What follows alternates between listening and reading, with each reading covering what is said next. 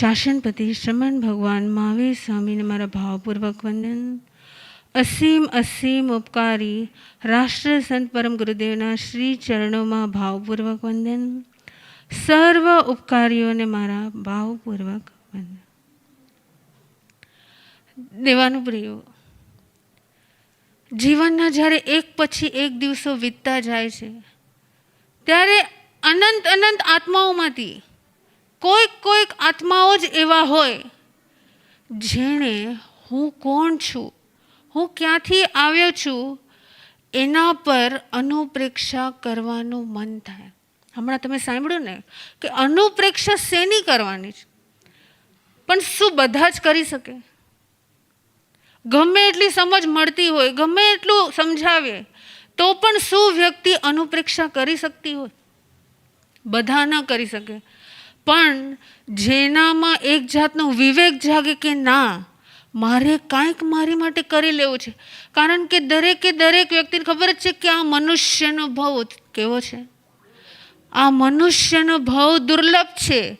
ક્યારે મારો સમય થઈ જશે ખબર નથી, ક્યારે કાળ આવીને લઈ જશે ખબર નથી. જો હું અત્યારે નહીં જાગું તો પછી ક્યારે જાગીશ? જો અત્યારે હું મારી અંદરની અનુપ્રેક્ષા નહીં કરું કે હું શું કરું છું, એ સાધક એ જ હોય, એક સાધક એ જ હોય જે સવારથી લઈને રાત સુધી, પરમ ગુરુદેવ પણ ફરમાતો હોય છે કે કિમ્મે કડમ કિમ્મે કિચ્ચ શેષમ કિમ સક્કણિજમ ન સમાયરામ, કે આખા દિવસમાં એ પોતાની અનુપ્રેક્ષા સેના પર કરતો હોય કે મેં શું કર્યું, કરવા જેવું શું કર્યું ને ન કરવા જેવું પણ શું. હું રાઈટ ડિરેક્શનમાં હતો કે રોંગ ડિરેક્શનમાં હતો? તમે જો કદાચ જો આ વસ્તુનો વિવેક ન પણ જાગે ને તો યાદ રાખજો, વ્યક્તિ ખોટા ડિરેક્શનમાં પણ જઈ શકે છે. જનરલી કોઈ તમને પૂછે કે ઘરમાં શાંતિ છે કે અશાંતિ છે, શું કહેશો? એકદમ સાચો જવાબ. ઘરમાં શાંતિ છે કે અશાંતિ? તો કીધું બંને છે. શાંતિ પણ છે ને અશાંતિ પણ છે. જો ઘરમાં અશાંતિ પણ છે તો એ શેનું કારણ?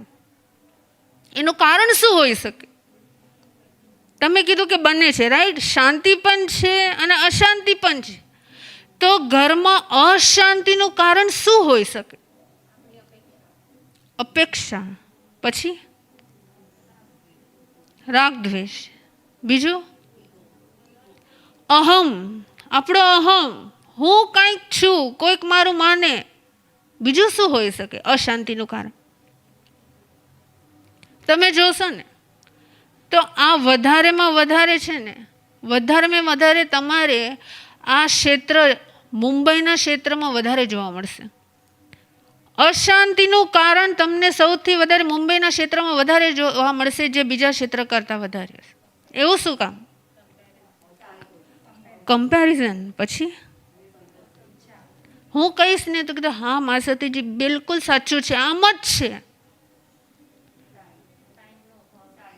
ટાઈમ. તો એક શબ્દ છે જેનું નામ છે ઉતાવળ. બધાએ હા પાડી. અને એ મુંબઈમાં વધારે જોવા મળે કે બધે જ જોવા મળે? સૌથી વધારે તમે જોશો ને તો મુંબઈના ક્ષેત્રમાં તમને વધારે જોવા મળશે. કારણ કે હજી તો સવાર પડી નથી, સીધો દરવાજો ખોલો, દૂધવાળો આવ્યો છે, આ આવ્યું છે, ટિફિન પેક કરવાનું છે, તરત ને તરત ફોન પર ફોન આવવા માંડે. ટિફિન હજી પેક કેમ નથી થયું? એટલે બસ આવી ગઈ છે, સ્કૂલમાં છોડવા જવાનું છે, રાઈટ? એક પછી એક. જેટલું હું ઉતાવળમાં બોલું છું ને એના કરતાં પણ ઉતાવળ વધારે હશે. હશે કે નહીં હોય? શું કામ? એક કીધું કે અપેક્ષા જેનું કારણ છે. અને જોજો, ખાલી એ ઉતાવળ બહારની ન હોય, બે પ્રકારની ઉતાવળ હોય. એક બહારથી પણ હોય અને એક આંતરિક ઉતાવળ પણ હોય. બહારથી ઉતાવળ તો શું હોય? કદાચ જો માનો કે જે મુંબઈમાં રહેતા હોય એને ટ્રેન પકડવાની હોય, હવે એને તો ખબર છે કે 2 મિનિટે ટ્રેન પાસ થતી હોય છે, એટલે એનો કંઈ વાંધો ન આવે. પણ અંદરની ઉતાવળ શું હોય? માનો કે એક રૂમમાંથી બીજા રૂમમાં જવું છે, તમારો જ છે એક્ઝામ્પલ. એક રૂમમાંથી બીજા રૂમમાં જવું છે, કદાચ મોબાઈલ તમારા હાથમાં જ છે તો પણ મોબાઈલ ગોતવા માટે બીજા રૂમમાં જશો કે નહીં જાઓ? કારણ કે ઉતાવળમાં ખબર જ નથી કે મેં વસ્તુ ક્યાં રાખી, અને એ મોબાઈલ ગોતવામાં બીજા 10 કામ વચમાં આવી જશે. આવશે કે નહીં આવે? ખાલી એક રૂમમાંથી બીજા રૂમમાં જવાનું છે. કદાચ રસોડામાંથી તમારે મેઇન હોલમાં જવાનું છે, 10માં હાલતા 10 કામ આવી જશે, અને એ પણ ઉતાવળથી થતા હશે કે નહીં થતા હોય? અને ઘણીવાર બે વ્યક્તિ વાત કરતી હોય, એકબીજા સાથે વાતો કરતી હોય, અને સામેવાળી વ્યક્તિ હજી તો પુટઅપ કરે કે આજે છે ને હું સાંજે, ખાલી આટલું જ કીધું, આજે હું સાંજે, તો ત્યાં તો હજી સામેવાળી વ્યક્તિ બોલવા માંડે, કેમ તમે ટાઈમ પર નહીં આવો, તમે શું કરવાના છો, તમે ક્યાં જવાના છો, તમે કેમ મારી સાથે વાત નથી કરતા, XYZ બધું ચાલુ થઈ જાય. પણ ઓલા સામેવાળો ભાઈ કે છે, પેલા મારી વાત તો સાંભળ, પેલા હું જે કહું છું એ સાંભળી તો લે. કેટલા જણા આવું બોલતા હશો? લગભગ બધા બોલતા હશે કે એકવાર મને બોલવાનો ચાન્સ તો આપો, એકવાર મને બોલવા તો દો. આવું શું કામ થાય? આવું શું કામ થાય? તો કે આ છે આંતરિક ઉતાવળ. અને વ્યક્તિ ઉતાવળમાં કામને સુધારતી હોય કે કામને બગાડતી હોય. યાદ રાખજો, જે ઉતાવળ હોય ને એ સંબંધોનું નુકસાન કરાવે. શું કરાવે? સંબંધોનું નુકસાન કરાવે. કારણ કે તમે જોશો, કોઈ પણ ક્ષેત્રમાં જશો, કદાચ ફેમિલી મેમ્બર્સને મળશો, ત્યાં પણ તમે ઉતાવળમાં કામ કરશો, એટલે શું થશે? ઉતાવળમાં કોઈએ તમને બોલાવ્યું કે અહીંયા આવો તો જરા, તો ત્યાં તમારી જતના પાડીને જશો કે એમને દોડીને વયા જશો? હમણાં જસ્ટ તમને કહેવામાં આવે કે છે ને પરમ ગુરુદેવ નીચે પધાર્યા છે, તરત બધા ઉઠીને ભાગશે કે નહીં ભાગે? અને અરે બધા ઊભા થઈને જશે તો નીચે જોઈને ચાલશો કે નીચે જોયા વગર ચાલશો? તો ઉતાવળ શું કરાવે છે? ઉતાવળ એક પ્રકારની હિંસા કરાવે છે. આપણને એમ લાગે કે હું ઉતાવળમાં જઈ રહી છું, મને બોલાવી છે, એમાં પણ અહંકાર, મને બોલાવી છે, હું વહી જાઉં ફટાફટ.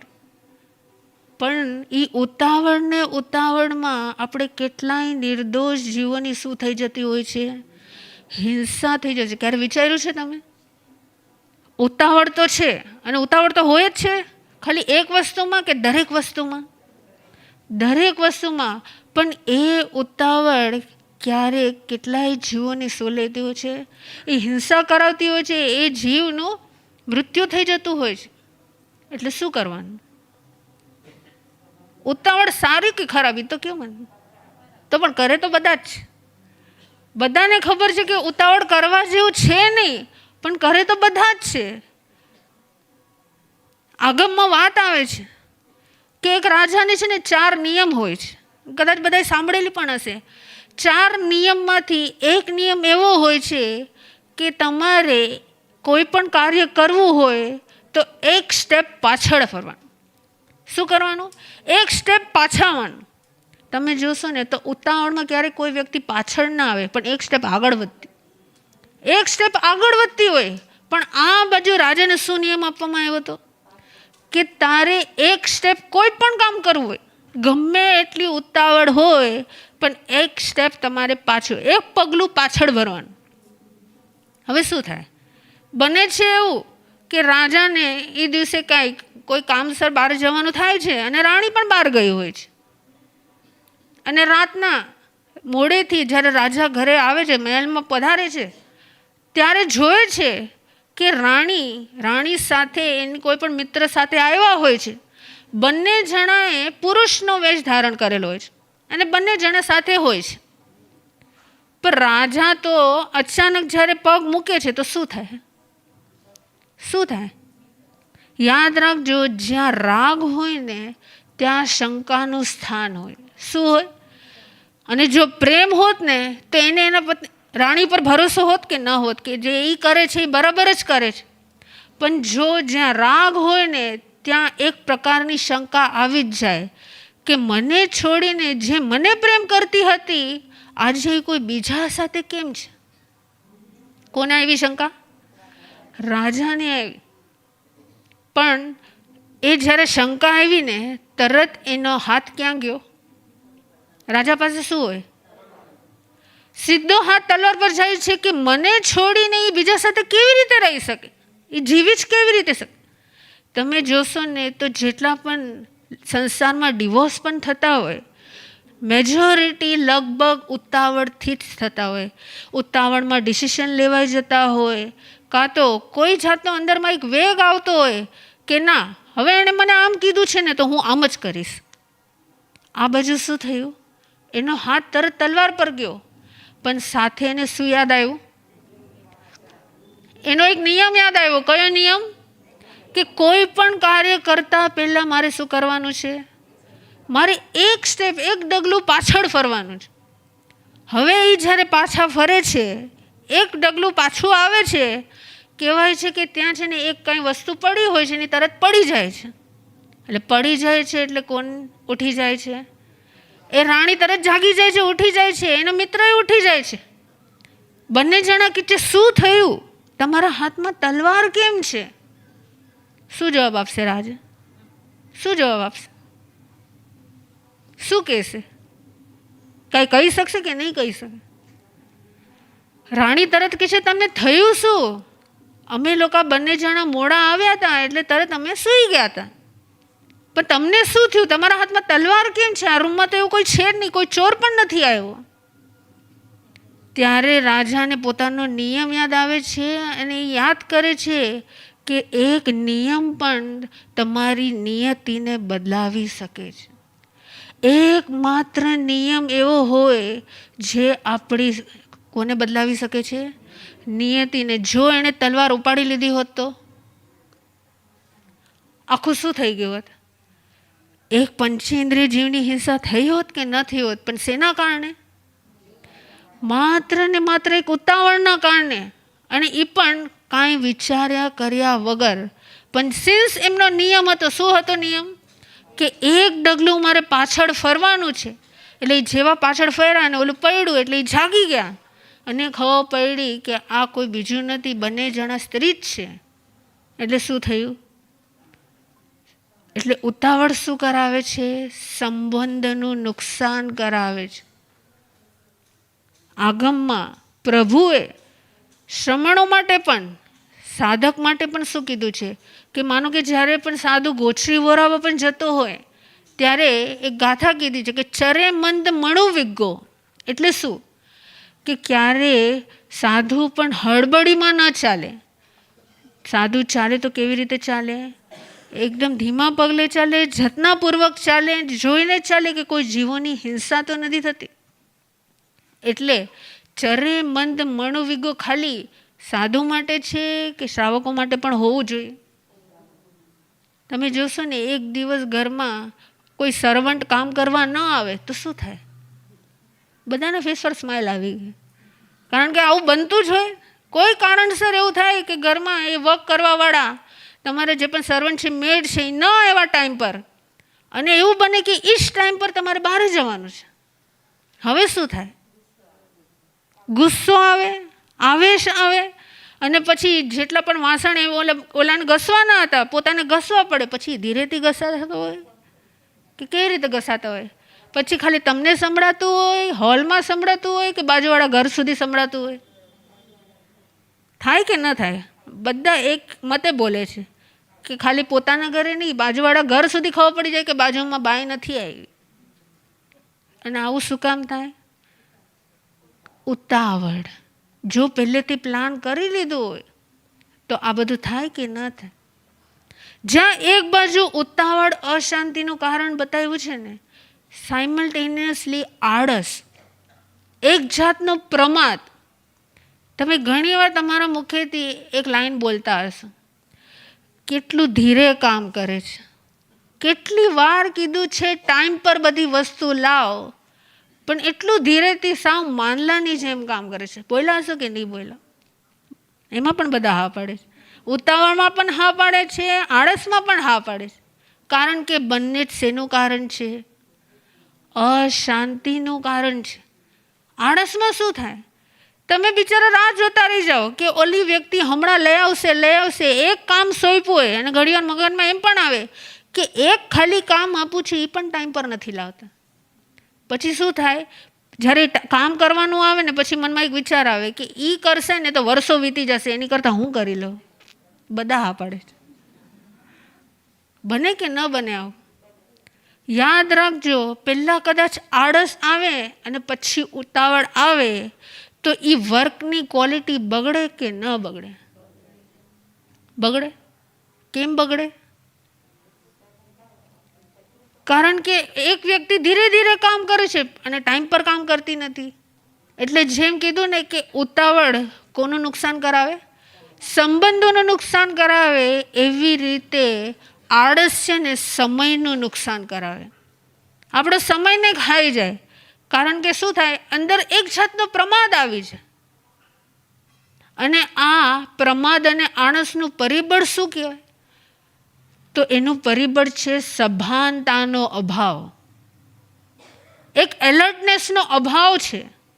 પછી એ ગમે તે વ્યક્તિ હોય, માનો કે પતિ તરીકે હોય કે પત્ની તરીકે હોય, કોઈ મિત્ર તરીકે હોય કે ગમે તે તરીકે હોય, ગમે તે ક્ષેત્રમાં હોય, જો પોતાની સભાનતાને ગુમાવે છે તો એનામાં આળસ આવે છે અને આવે છે.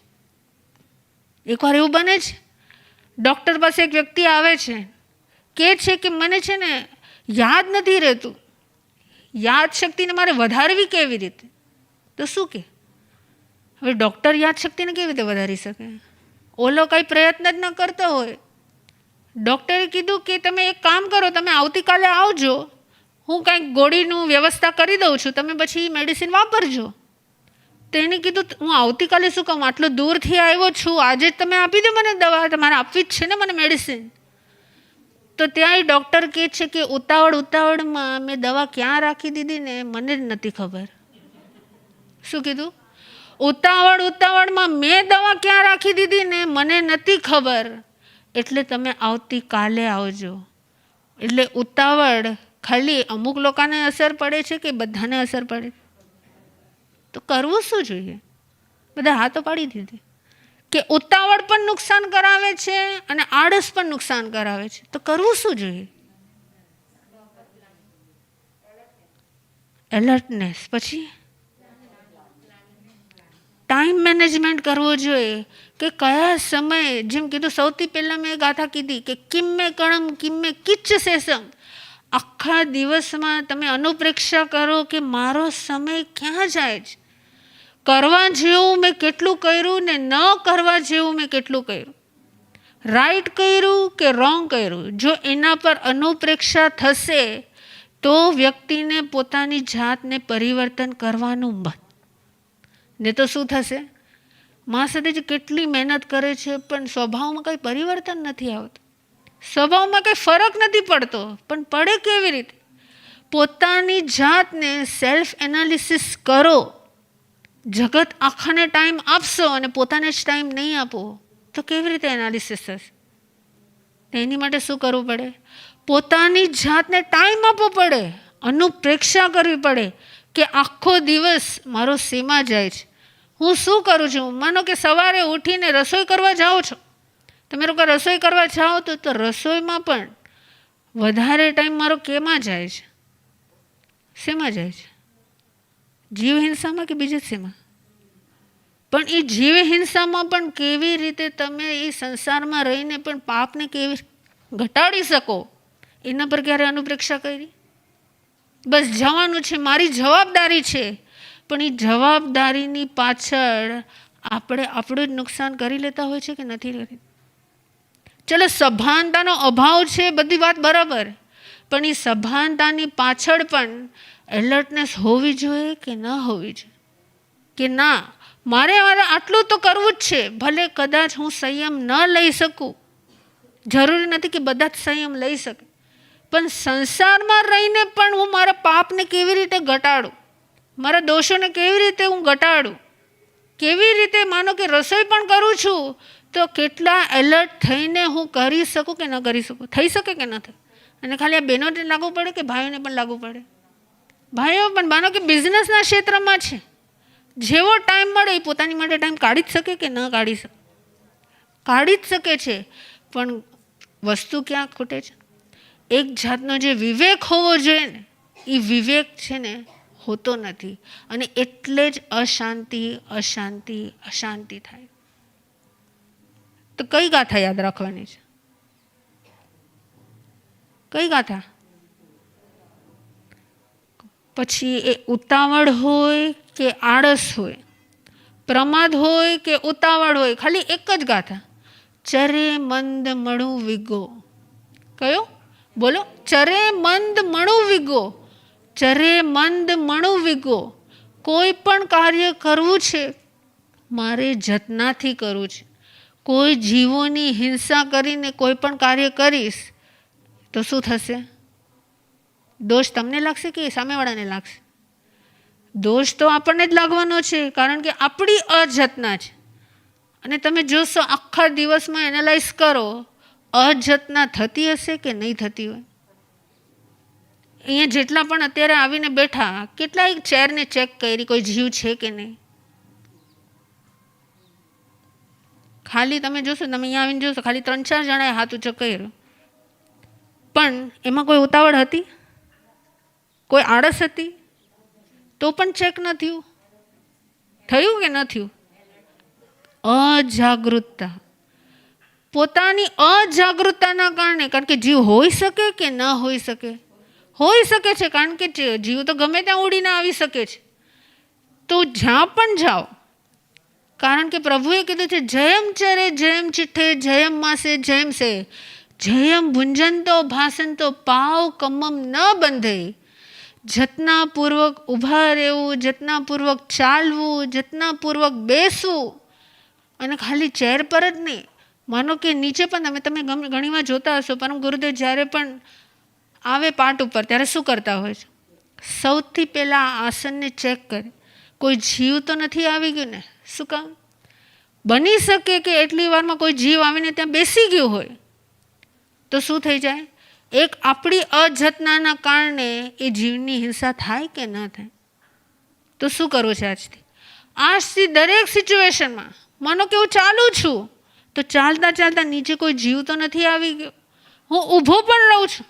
ઘણીવાર ઘણાને આદત હોય દિવાલને ટેકે ઊભો રહી જાય, પણ તમે ક્યારે ચેક કરો કે એ દિવાલમાં, એ વોલમાં કોઈ જીવ છે કે નહીં? ન થાય. કેમ? ત્યારે પણ ઉતાવળ હોય. અને ઉતાવળ કરતાં પણ એક જાતનું શું હોય? એલર્ટનેસનો અભાવ હોય, સભાનતાનો અભાવ હોય, જેના કારણે પ્રમાદ આવી જાય. અને એટલે જ પ્રભુએ કીધું છે, સમયમ ગોયમ માપમાય, કે તારી એક એક ક્ષણ કેવી હોવી જોઈએ? પ્રમાદ વગરની હોવી જોઈએ. કારણ કે સૌથી પહેલાં મેં કીધું, ક્યારે કાળ આવીને લઈ જશે ખબર પડશે? કોઈને ખબર નહીં પડે. અત્યારે 2 મિનિટ પછી પણ શું થવાનું છે એ ખબર નથી. છે કાંઈ નક્કી? કોઈની પાસે છે કાંઈ ડેટ મળી છે કે હા આ દિવસે હું જવાની છું? નથી ને? તો જો આપણને કાંઈ ખબર નથી, તો જેટલો સમય મળ્યો છે, મારે મારા પાપ પગલાં નથી ભરવા, પણ કયા પગલાં ભરવા છે? પુણ્યના પગલાં ભરવા છે. દરેક સિચ્યુએશનમાં મારે સાવધાની રાખવી છે કે ક્યાંક મારાથી ઉતાવળ ન થઈ જાય ને ક્યાંક મારાથી આળસ ન થઈ જાય. અને એટલે જ ઘરમાં અશાંતિનું કારણ બને છે. તો જો આજથી મારે ઘરમાં શાંતિ જોતી હોય, સંબંધોમાં શાંતિ જોતી હોય, તો શું કરવાનું છે? શું કરવાનું છે? નથી મારે ઉતાવળ કરવી અને નથી મારે આળસ કરવી, પણ મારે મારી સાવધાની રાખવી છે. એક એક પળ મારે સાવધાનીમાં વિતાવી છે. અને સાવધાનીમાં વીતે અને આપણે સિદ્ધત્વને પામીએ, એ જ અંદર